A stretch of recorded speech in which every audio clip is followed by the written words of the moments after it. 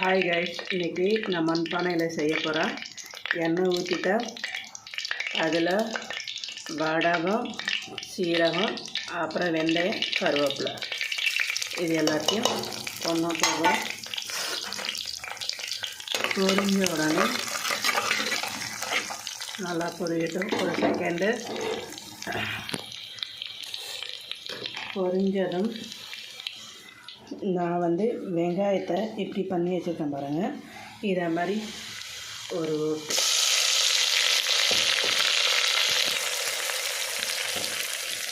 Time ஆயிடுச்சுன்னா நம்ம ஜெலிச்சுட்டு இப்படி பண்ணலாம்.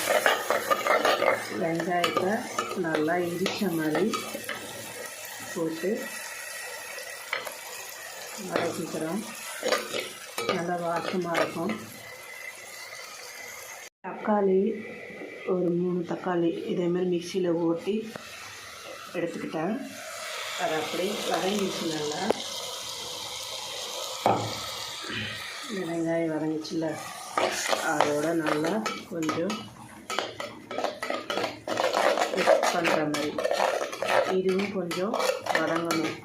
நல்லா வதங்கிடுச்சுன்னா நம்ம புளியை கரைச்சி இதில் ஊற்ற வேண்டியதாங்க. இது 2 நிமிஷம் வதங்கட்டும். இப்போ நல்லா வதங்கிடுச்சிங்க. ஃபுல் லோ ஃப்ளேமில் வச்சுட்டு நம்ம குழம்புக்கு எவ்வளோ மிளகாத்தூள் போடணும் காரத்துக்கு, இது கார குழம்புன்றதுனால நான் 3 டேபிள் ஸ்பூன் போட்டிருக்கேங்க. இதை லைட்டாக இந்த மசாலாவோட மிக்ஸ் பண்ணி விடுங்க. மிக்ஸ் பண்ணிவிட்டு இதை ஃபுல் லோ ஃப்ளேமில் தான் இருக்குது, கேஸே இல்லை. அப்புறம் கருகிடும். இப்போ கரைச்சி வச்சுக்கிறேன் புளி தண்ணியை ஊற்றியாச்சு. இது அப்படியே கறிக்கிட்டாங்க. குழம்பு கட்டியாக இருக்குது. தண்ணி ஊற்றிப்போம். இதுக்கு தேவையான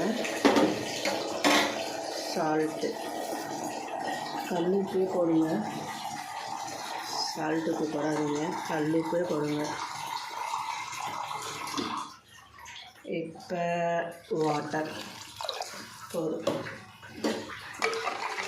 இப்போ இந்த சைடு கிழங்கு வெந்துட்டுருக்கு. இந்த கிழங்க அப்படியே உரித்து அதில் போட போகிறோம். அவ்வளோதான், நம்மளுடைய குழம்பு ரெடி ஆயிடுச்சு. அப்புறம் தேங்காய் கட் பண்ணி வச்சுருக்கேன். இதை அரைச்சி ஊற்றிக்கலாம். நம்மளுடைய குழம்பு ரெடி ஆகிடும். இங்கே பாருங்கள், காயும் தோலை உரித்து போட்டாச்சு.